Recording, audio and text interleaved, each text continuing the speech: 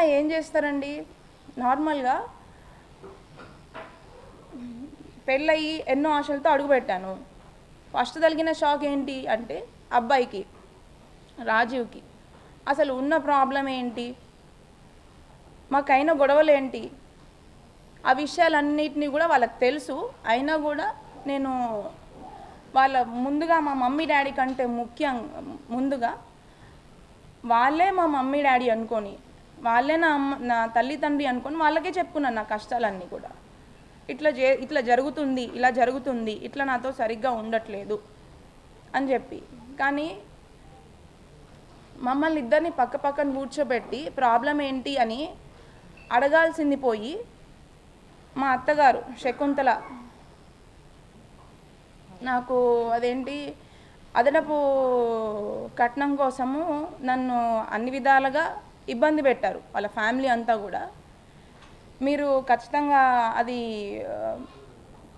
మొన్న బయటికి వచ్చిన ఆడియోలు వీడియోల ద్వారా చూసే ఉంటారు నన్ను ఏ రకంగా ఇబ్బంది పెట్టారని. అయితే అవి కొన్ని మాత్రమే. ఇంకా కూడా నేను చేసిన ఒక్క విషయం ఏంటంటే, నాకు జరిగిన అన్యాయము, నేను ఎదుర్కొన్న ఇబ్బందులు ఖచ్చితంగా అతను పొలిటికల్ బ్యాక్గ్రౌండ్ అండి. మాది అసలు పొలిటికల్ బ్యాక్గ్రౌండ్ కాదు, మాది కంప్లీట్గా బిజినెస్ బ్యాక్గ్రౌండ్. మాకు పొలిటికల్కి బిజినెస్కి అసలు సంబంధం లేదు.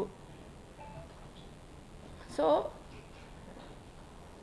నేను అదేవిధంగా మా అత్తమ్మ మామయ్యకి నాకున్న ప్రాబ్లమ్స్ని చెప్తే అది పక్కన పెట్టి, మీరు విన్నట్టు మొన్న ఆడియోలో ఇన్నోవా పెళ్ళైన కొత్తలోనే అండి, మాది May 28, 2025కి పెళ్ళైతే నెక్స్ట్ ఒక 1 monthలోనే ఆషాఢం రావడం జరిగింది. అయితే వెళ్ళే ముందే 1 weekలోనే నాకు ఫస్ట్ షాక్ రాజీవ్తో తగిలింది. దాని తర్వాత ఇప్పుడు అది వెళ్ళి వాళ్ళకి చెప్పితే అదనపు కట్నము డబ్బులు తీసుకొని వస్తే నువ్వు హ్యాపీగా ఉంటావు, అతనికి ఇంకా మీరు విన్నట్టు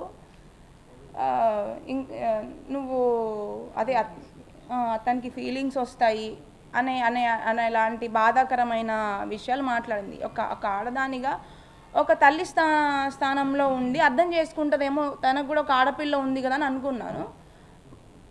బట్ అది కంప్లీట్గా ఆపోజిట్ అని చెప్పేసి నాకు పూర్తిగా అర్థమైపోయింది. అదే కాకుండా నాకు తగిలిన ఇంకొక షాక్ ఏంటంటే, నాకు పెళ్ళికి ముందు వీళ్ళు హిందూస్ అని చెప్పేసి పెళ్లి చేశారు. కానీ పెళ్ళైన వెంటనే నాకు తెలిసిన విషయం ఏంటంటే వీళ్ళు క్రిస్టియన్స్.